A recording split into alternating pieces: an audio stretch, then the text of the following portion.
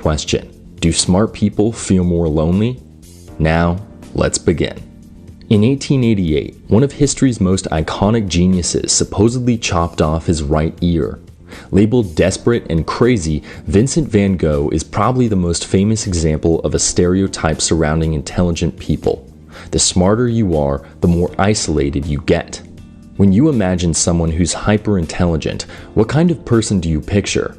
Are they friendly and easy to talk to, or troubled and misunderstood? The tortured genius cliché has become somewhat ingrained in our culture over the last couple hundred years. In fact, some say it started with Van Gogh himself. When we look back at some of the most influential characters like Virginia Woolf, Nikola Tesla, and Alan Turing, we view them as lonely revolutionaries, extraordinary outcasts, intelligent people tormented by their gifted minds. Of course, we didn't just make this stuff up. Many of these talented people isolated themselves from friends and family. They struggled with mental illnesses like depression and bipolar disorder. They seemed to only find solace and company in their work, whether it be painting, writing, or unlocking the secrets of the universe. It's no surprise that people think loneliness and brilliance go hand in hand. But did their intelligence lead them down this lonely road? Are smart people actually lonelier than everyone else? First, let's take a step back. So far, we've been using the terms intelligent and genius interchangeably. The truth is, there's a pretty large distinction. Only a tiny portion of the most intelligent people actually qualify as geniuses. If you want to see whether or not you have genius-level intelligence, you typically need to know your intelligence quotient, or IQ. If you score upwards of 160, it means you're part of an elite group of exceptionally gifted people. You're smarter than 99.9997% of the entire population. But here's the thing about IQ scores and intelligence as a whole. They're unreliable and frankly inconsistent. You can be amazing at one thing and terrible at another. You can have an IQ of 130, yet be less successful than someone 40 points lower than you. The first person to notice this also happened to be a pioneer of the IQ test, a psychologist named Lewis Terman. After developing the Stanford-Binet intelligence scales, Terman wanted to test if someone's IQ could predict their future. To study this, he rounded up a group of intelligent children who he called the termites. Now, these kids weren't picked because they were geniuses. The termites' IQ all fell north of 135, which isn't in the genius range. Terman's goal here was never to prove that all geniuses become tortured souls. He didn't intend to weigh in on whether people like Van Gogh or Turing were actually victims of their own intelligence. But, in a way, he kind of did. His actual aim was to simply watch how the termites' lives played out. He wanted to see for himself if smarter people had any advantages in life. Do smart people have a higher chance of being wealthy?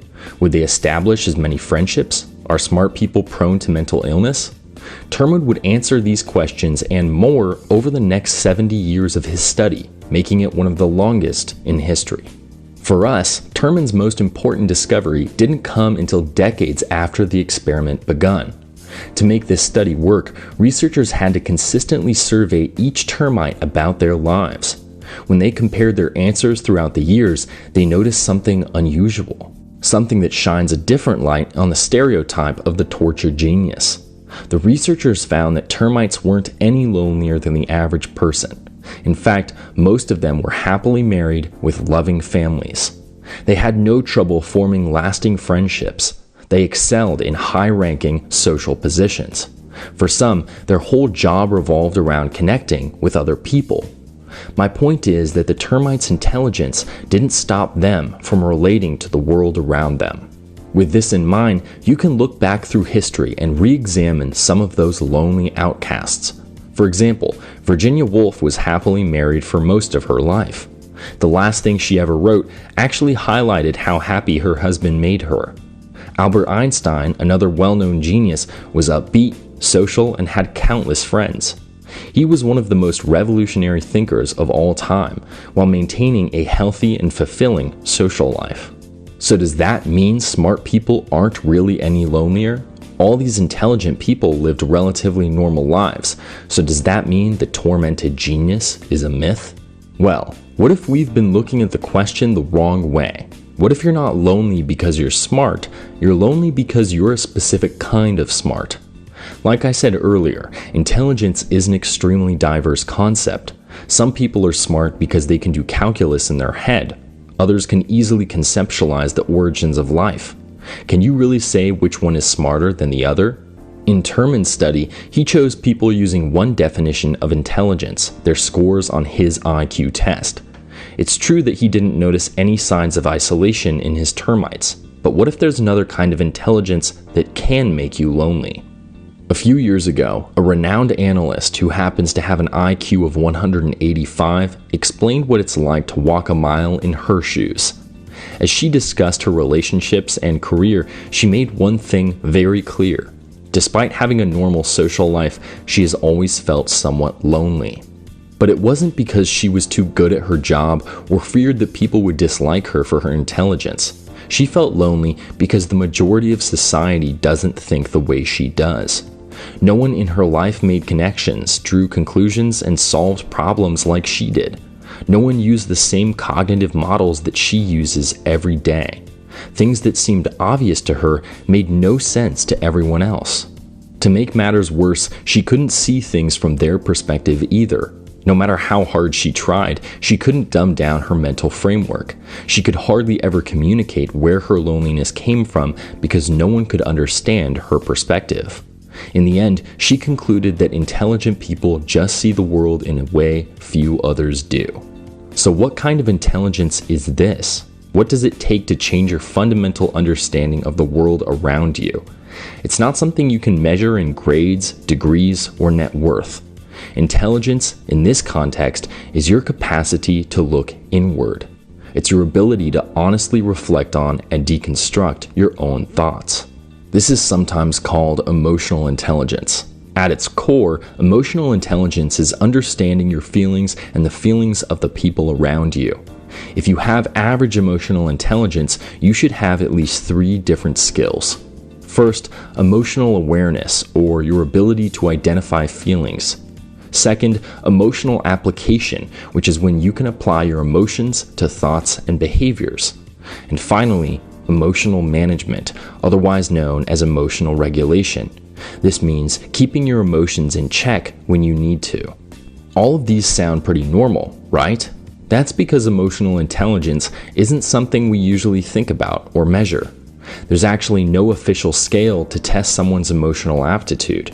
Maybe that's because a lot of scientists don't really think emotional intelligence exists. Or maybe, much like intelligence as a whole, it's too diverse to put on paper. Either way, emotional intelligence is a powerful gift. It's probably best explained through art, which has been a powerful medium for emotionally intelligent people for thousands of years. Imagine you're standing in an art gallery. You're staring at a painting of a sunrise, but to you, it doesn't seem like anything special. A few minutes later, a guy walks up next to you. He's immediately moved by the artwork, almost like he's seeing something you're not. Well, what if he actually is? Many people with high emotional intelligence have described their isolation in a very similar way. Your intellect lets you think deeper about who we are, what we do, and how we feel. But unlike discovering some advanced mathematical equation, you don't discover new things. You explore feelings and experiences that all of us have, but don't pay attention to. Ralph Waldo Emerson puts it best when he says, "In every work of genius, we recognize our own rejected thoughts." Emotionally intelligent people look for that meaning hiding under the surface, and it goes further than just our feelings. You might find yourself breaking down commonly accepted ideas like social norms and expectations. So while others see a bland sunrise, you may be experiencing something deeper. These emotional realizations can be enlightening, but equally isolating. When you tear down ordinary constructs, you may start to see them as meaningless. Or maybe the connections you made now feel hollow. While everyone else happily goes about their daily life, you're stuck questioning things like love, altruism, and identity. And it's not like you can just ignore these thoughts. Once you see something deeper, it's all you can see. If one day you understood the deeper meaning of that painting, could you go back to seeing it as a boring sunrise? The strangest thing about emotional intelligence is that it doesn't take some profound genius to get here. Whether you have a high IQ or not, you may be feeling lonely in your life because you're a certain kind of smart.